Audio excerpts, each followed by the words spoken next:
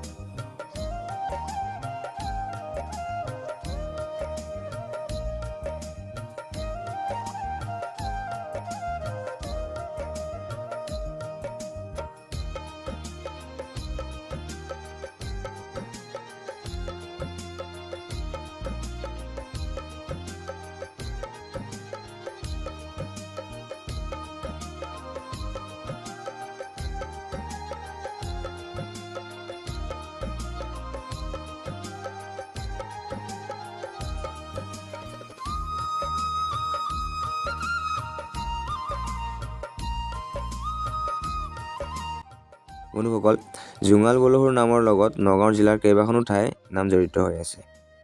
কছাৰীৰ লগত কোনো এখন যুঁজত হাৰি এওঁ পলাই গৈছিল।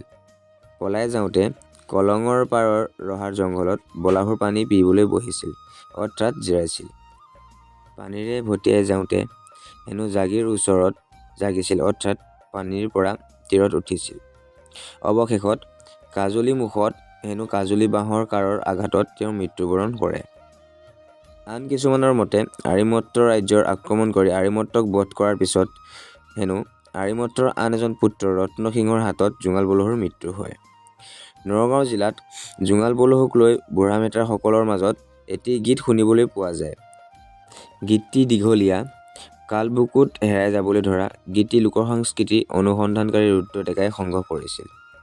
1980 চনৰ অসম সাহিত্য সভাৰ সপ্তচত্বাৰিংশ ৰহা অধিৱেশনৰ স্মৃতিগ্ৰন্থ ৰহাৰ বৰদৈত স্থান দিছিল।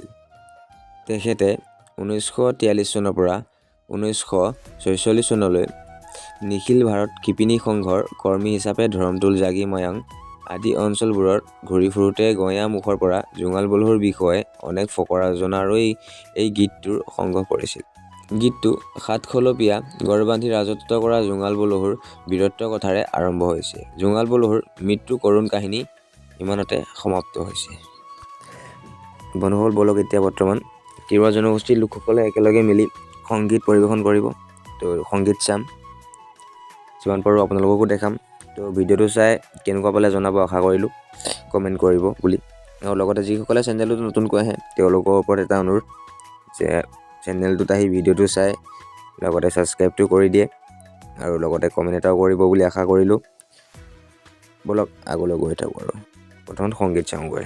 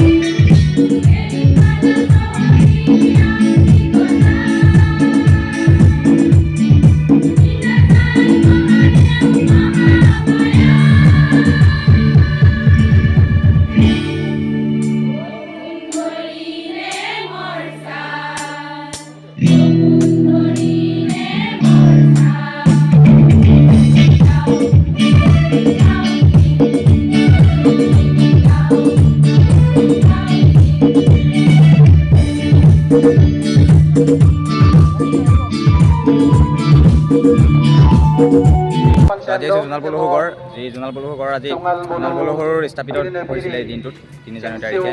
তো তাকে তিৱা জনগোষ্ঠীৰ সকলোখিনি লোক ইয়াত আছেহি। তো তেওঁলোকৰ মিটিং চলি আছে। তো বাকী সকলোখিনি এখন ইয়াত মেলাৰ নিচিনা দোকানো আছে। তিৱা জনগোষ্ঠীৰ এখন গামোচা ল'ম, গৈ গামোচাখনো কিনিম। তো ব'লক আগলৈ যায় গামোচাখন লৈ লওঁ।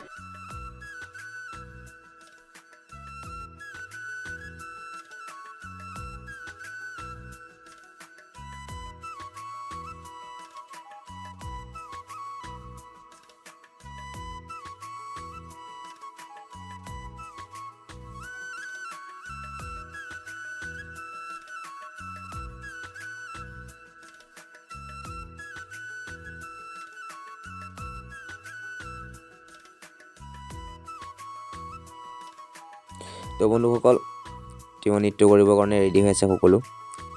তো আপোনালোকক তিৱা নৃত্য দেখাম আৰু ভিডিঅ'টো চাই কেনেকুৱা পালে জনাব। ভিডিঅ'টো সম্পূৰ্ণভাৱে চাব, আধা চাই আঁতৰি নাযাব। আধা চাই যদি আঁতৰি যায় ভিডিঅ'টো কথা বুজি নাপাব। বাৰু বলক আগলৈ গৈ থাকক।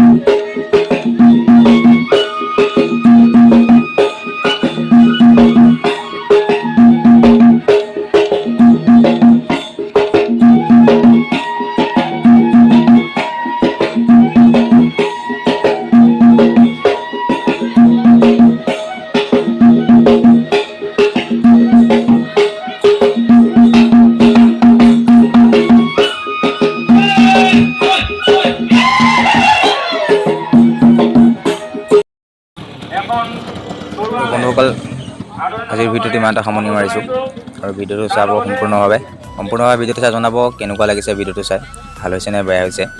আশা কৰিলোঁ আপোনালোক সকলোৱে লাইক কমেণ্ট এণ্ড ছাবস্ক্ৰাইব কৰিব বুলি পেলাই। আৰু যিসকলে চেনেলটো নতুনকৈ আহিছে তেওঁলোকৰ পৰা এটা অনুৰোধ, চেনেলটোত সম্পূৰ্ণভাৱে ভিডিঅ'টো চাই এটা ছাবস্ক্ৰাইব কৰি আৰু লগতে লাইক বা কমেণ্ট কৰি জনাব ভিডিঅ'টো কেনেকুৱা হৈছে, ভালেই হৈছে নে বেয়া হৈছে। যদি আপোনালোকৰ ছাপোৰ্ট পাই যাওঁ তেতিয়া নতুন মই ভিডিঅ' বনাই থাকিবলৈ মোৰ মন যাব। আৰু আপোনালোকৰ মাজলৈ মই সদায় নতুন ভিডিঅ' লৈ আহি থাকিম। আৰু আজিলৈ ভিডিঅ'টো সামৰণি মাৰিছোঁ।